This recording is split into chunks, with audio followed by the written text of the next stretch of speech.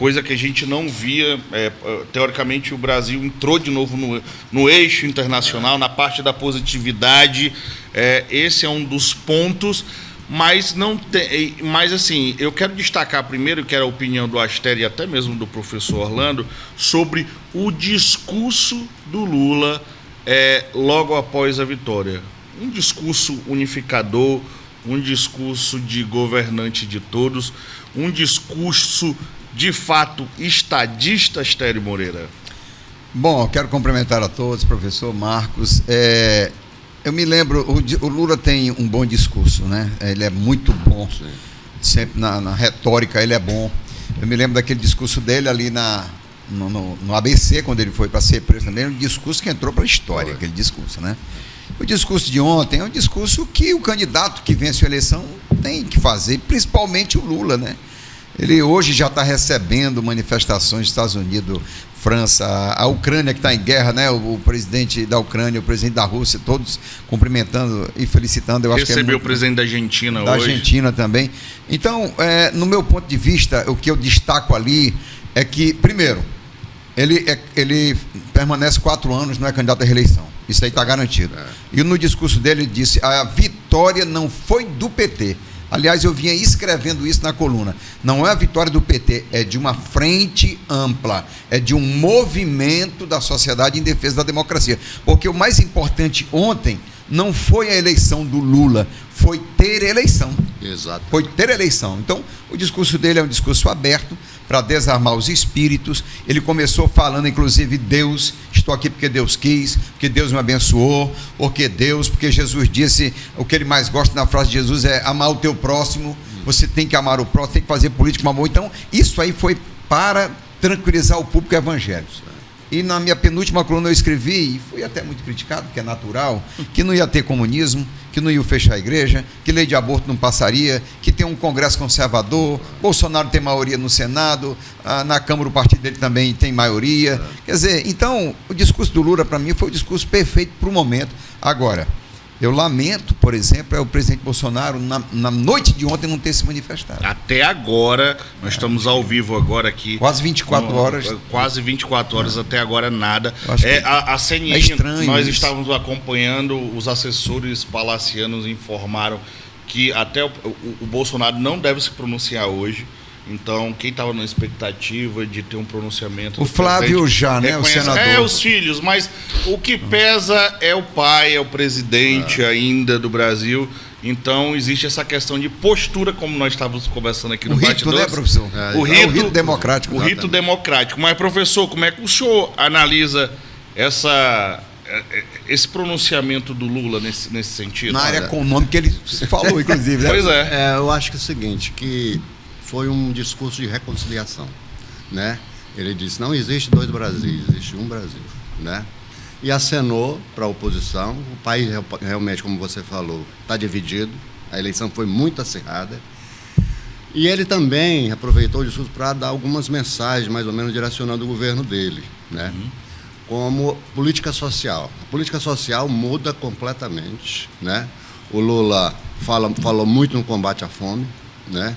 E nós estamos assistindo no Brasil uma verdadeira guerra contra a vacina, não se consegue vacinar a criança. Então, atrelar um pouco o Bolsa Família com a questão da saúde pública. Da educação. Né? Da educação. Uma das saídas. Né? E a questão ambiental.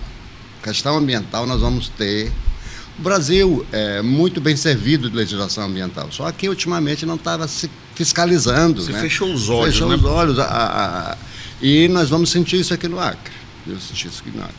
A gente verifica, por exemplo, indicadores econômicos que demonstram uma devastação da floresta, né? A gente viu o fumaceiro.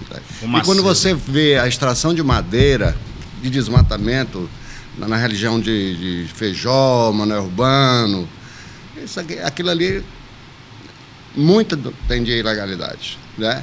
E o Lula pregou ontem no seu discurso um desmatamento zero para a Amazônia. O mundo todo está esperando isso. Não é uma questão de ser contra ou a favor do agro. É questão de você defender a vida do planeta, né? Mudanças climáticas. O planeta não está aguentando mais. E a Amazônia é fundamental para equilibrar o clima do mundo. Professor, quando o senhor fala isso, quando o Lula colocou isso, dá a ver também, coloca-se mais uma vez, que aquela ideia lá da florestania, dos 20 anos de Frente Popular, aquele conceito de conservação, e sim, aquilo se tornar uma política econômica também, que as pessoas, os mais humildes, possam ter acesso. Por exemplo, quando ele fala assim, queimada zero, como é que... Muita gente se questiona isso foi muito usado por adversários durante essa derrocada do PT aqui no Acre, que tipo, poucos ganham dinheiro com a floresta em pé, né? Nós precisamos desenvolver, né? Nós ficamos 20 anos parados, vendo outros estados crescerem, sempre citam Rondônia, né? Como esse exemplo. Rondônia cresceu, Rondônia se expandiu e o Acre parou. Tem a ver... A gente vai... Como é que, economicamente falando, como é que o produtor, assim, eu falo dos mais humildes, né, podem ter, de fato, acesso à sobrevivência num novo modelo econômico em que a floresta fique em pé, de fato? Olha, está demonstrado que nós não precisamos mais desmatar. Então, a primeira coisa, vai ter uma política econômica voltada para a bioeconomia, mas também não existe retrocesso no agro. A soja tem muito espaço ainda para se expandir. A plantação de milho... Aqui no Acre, inclusive. Inclusive, foi até tema da coluna dele. Olha, não é ocupado nem 5% do que tem de terra disponível com agro ainda hoje. Tá? Então, eu não vejo que o agro vai sofrer, as pessoas preocupadas, principalmente os fazendeiros, o pessoal que está na... Isso aí não vai abalar. E pelo contrário, eu acho que tende a crescer. E o que nós vamos ver não é mais aquele modelo de economia que a gente tinha lá no governo da Frente Popular, vai ser uma coisa muito mais eficiente. Hoje existe um mecanismo para que você, mantendo a floresta em pé, você ganha dinheiro com isso. Tá aí crédito de carbono, tem uma série de mecanismos aí que vai ajudar. Então não é aquele negócio preservar por preservar, não. Para preservar, nós tem que nos pagar. Como é que paga? Tudo bem, eu deixo a floresta em pé e o que é que nós vamos comer, como é que nós vamos sobreviver? Exato. Então, hoje já tem mecanismo, o mundo tem mecanismo, o mundo está disposto a pagar, empresas poluentes lá querem comprar o crédito de carbono, pagando por isso. Então, nós vamos ter um outro ambiente, esse ambiente que eu acho que preguei também, eu acho que não tem retrocesso, todos vão ter vez.